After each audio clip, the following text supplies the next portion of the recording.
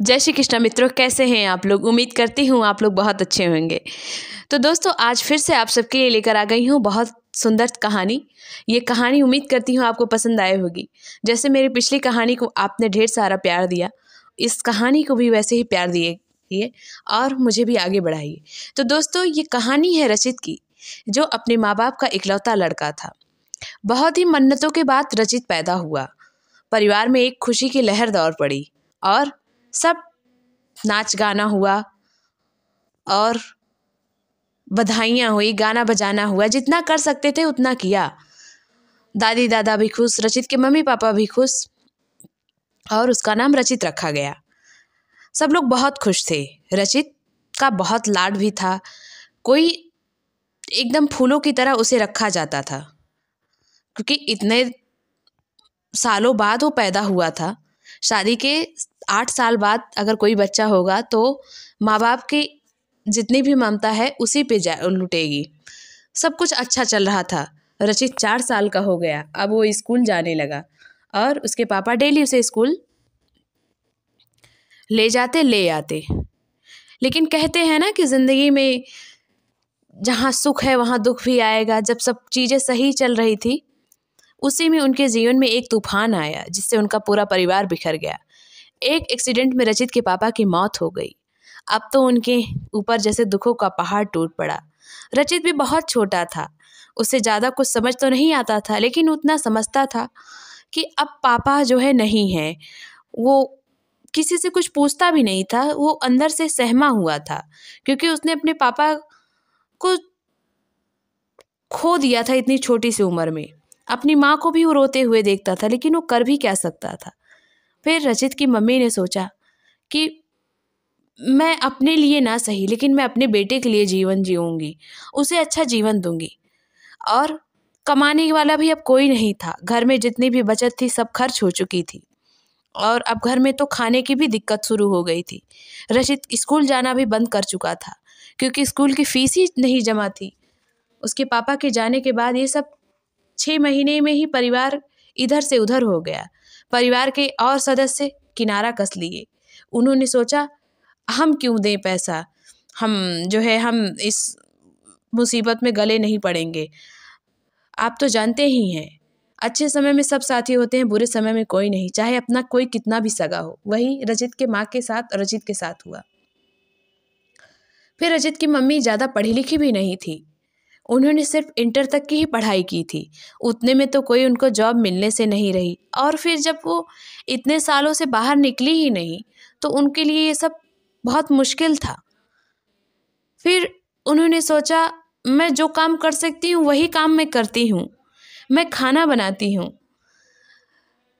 रचित के पापा जब थे तो उसकी मम्मी को वो रानी की तरह रखते थे। घर का भी काम वो नहीं करने देना चाहते थे।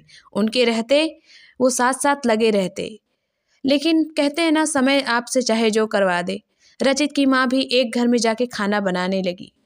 वो खाना अच्छा बनाती थी, तो जिनके यहाँ खाना बनाती थी उन्होंने आस पड़ोस में भी कहना शुरू किया। ऐसे वो कई घरों में खाना बनाने लगी। जैसे तैसे खर्चा चलने लगा। रचित की स्कूल की फीस दी गई। रचित फिर से स्कूल जाने लगा और चीज़ें धीरे धीरे सही हो रही थी। लेकिन वो रचित अपनी माँ को दिन रात काम करते देखता।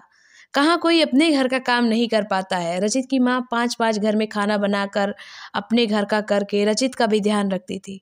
ये सब देखकर रचित मन ही मन सोचता कि मैं खूब मन लगा के पढ़ाई करूँगा और अच्छा पैसा कमाऊँगा नौकरी करके, मेरी माँ को ये सब ना करना पड़े। ये सब वो सोचता रहता, लेकिन किसी से कहता नहीं। एक बार क्या हुआ, उसकी माँ की तबीयत बहुत ख़राब हो गई और वो अपने काम पर भी नहीं जा पा रही थी। लेकिन जिनके यहाँ वो खाना बनाती थी वो लोग अच्छे थे, वो समझते थे। उन्होंने उनकी सैलरी नहीं काटी, सैलरी वो देते रहते थे। फिर रचित भी बहुत परेशान रहने लगा। वो स्कूल नहीं जाता था, अपनी माँ के पास ही रहता था। एक दिन रात में रचित की माँ ने नींद में ही बोला, पानी पानी। वो उठी, कही रचित मुझे बहुत प्यास लगी है। रचित उठ के गया पानी लाने और जब तक वो आता उसकी माँ सो गई। अब रचित ने सोचा कि माँ को उठाऊंगा तो नींद खराब होगी, और अगर पानी अभी मैं सो जाऊंगा और माँ को फिर से प्यास लग गई तो वो कैसे पानी पिएंगी। यही सब वो सोच रहा था। उसने सोचा माँ को उठाऊं तो भी परेशानी, उनकी नींद टूट जाएगी, और अगर अगर मैं सो गया और माँ पानी नहीं पाई तो वो भी मेरे लिए मुझे दुख होगा और माँ को भी तकलीफ होगी। तो इसी तरह वो पानी लिए लिए ही सोचता रहा। सुबह हुई तो रचित की माँ ने जैसे आँख खोली, उन्होंने देखा रचित थोड़ा सा नींद में, थोड़ी सी आंखें खुली, पानी लेकर वो उनके बगल खड़ा है। रचित की माँ ने कहा, तुम क्यों खड़े हो, तुम बहुत जल्दी उठ गए। तो रचित ने कहा, माँ मैं तो ऐसे ही हूँ, आपने रात में पानी मांगा था तो मैं लेके खड़ा था और आप फिर सो गई। ये सब सुनकर रचित की माँ की आंखों से आंसू गिरने लगे और वो रोने लगी। उन्होंने कहा, बेटा मैंने तो नींद में पानी मांगा था और मांगा भी तो मैं सो गई, तुम क्यों जागते रहे। उसने कहा, माँ आप ही मेरे लिए सब कुछ हैं। पापा के जाने के बाद आपने जिस तरीके से मुझे और घर को संभाला है वो सब मैं देखता हूँ। मैं बोलता भले नहीं हूँ लेकिन समझता हूँ। रचित को पकड़कर वो रोने लगी और कहने लगी, मेरा बेटा तुम नहीं समझोगे तो कौन समझेगा। तो रचित के हाथ से गिलास लेकर उन्होंने थोड़ा सा पानी पिया। धीरे धीरे उनकी तबीयत सही हुई और वो फिर से काम पे जाने लगी। कुछ सालों में जब रचित बड़ा हो गया, उसने अच्छी से पढ़ाई की थी, वो पढ़ लिख कर इंजीनियर बना और अब वो अपनी माँ को कहीं काम पे नहीं जाने देता। उसने बड़ा घर भी ले लिया, कार भी ले ली और अपनी माँ की सेवा करता, और कुछ ही दिन में उसकी शादी भी हो गई। अब पूरा परिवार फिर से साथ साथ खुशी खुशी रहता। तो दोस्तों इस कहानी से हमें ये सीख मिलती है कि हमें अपने माँ बाप के लिए खड़े रहना चाहिए। जैसे वो बचपन में हमारा ध्यान रखते हैं, हम बिना जो चीज़ हम नहीं कहते वो भी वो समझते हैं, वैसे हमें भी उनको समझना चाहिए। और बुजुर्ग माँ बाप की तो बहुत सेवा करनी चाहिए, क्योंकि कहते हैं ना, बुढ़ापा और बचपन एक सा होता है। आदमी थोड़ा ज़िद्दी हो जाता है। अगर आपके घर में भी कोई बुज़ुर्ग है जो ज़िद करते हैं तो उन्हें समझने की कोशिश करिए, उनसे चिढ़ मत खाइए, उनके पास भी कुछ देर बैठिए। वो भी तो यही चाहते हैं, कोई हमारे पास बैठे, कोई हमारी बात सुने। आपके थोड़े से प्रयास और थोड़े से कोशिश से उनके जीवन में भी खुशी आएगी।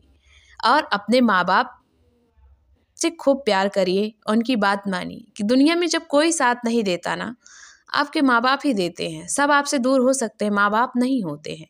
और माँ बाप बिना मतलब के आपसे प्यार करते हैं, तो आप भी उनसे बिना मतलब के ही प्यार करिए, उनका सम्मान करिए और उनके संघर्ष और उनके मेहनत को समझिए कि कितना वो हमारे पीछे त्याग करते हैं।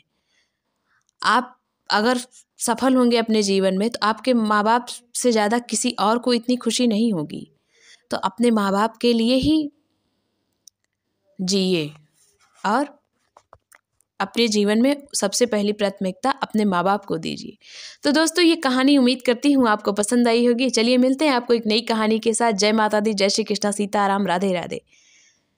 सीताराम, जय माता।